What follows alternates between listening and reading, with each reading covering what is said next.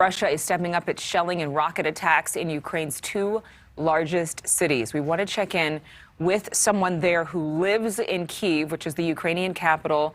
He says it has been devastating to watch his homeland crumble. Michael Rudd joining us now. Good morning to you, Michael. I have to ask this question because I've asked a number of people who live there in Ukraine. Did you stay to fight, or did you stay because you wouldn't leave those you love, those who were close to you? Well, it's hard questions. Actually, I was in Carpathian Mountains when the war started. But I have home here, I have mother here, I have cats, yeah, my friends, and I came back to Kyiv. I don't have the war experience, as many of us don't. But here we can help to build defense, to be volunteers also. And many are thinking about taking arms and fighting actually also. So you have been willing to be a volunteer, and like you said, so many of the people there, Yeah. they don't have any military experience. Yes. So if you heard that here the weapons are given to everyone, it's not exactly true. If you come and said, "Give me please the automat," and so on, they ask you if you have the war experience, and mostly this all is given for the people with experience. Okay. And those who don't have, they're helping. How Ukraine is helping to the army financially, with food, with everything, just everything. That gives us some perspective, Michael, because it was really feeling like these, we're seeing women with guns who were teachers in a previous life, but maybe they had some military experience that we don't know about. Maybe. Well, I also saw that pictures and videos, but there are not that many of women and that's in army. But probably, why not? There are more men fighting than women, for sure. Yeah, of course. How is it in Kyiv right now? I know we have journalists there. They're saying that it's quiet.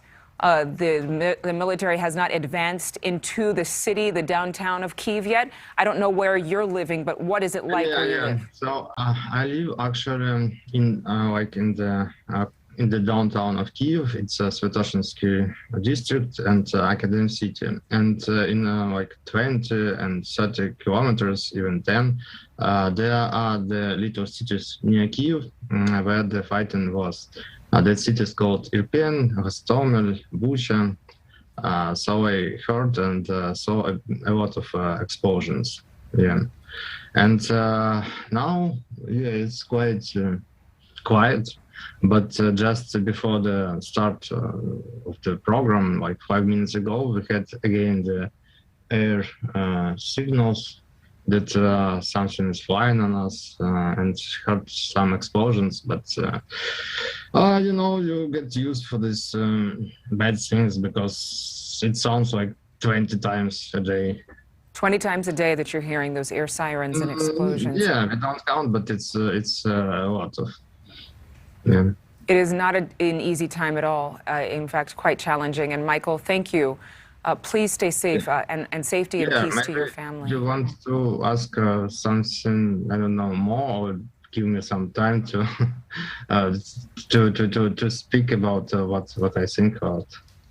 Well, maybe we can check in with you again next time because we're so grateful for you and so many people who have joined us online to share their experience. Yeah, well, actually, I wanted to say for the support of people who world and America particularly, the sanctions and the weapons you are giving us, it's working.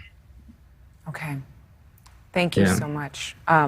I know that there are a lot of people who are hoping and praying for peace for Ukraine here in the United States. We want these weapons just to defend ourselves and stop the war, not to continue, just to stop that they don't come here and nothing more. Just want them to leave.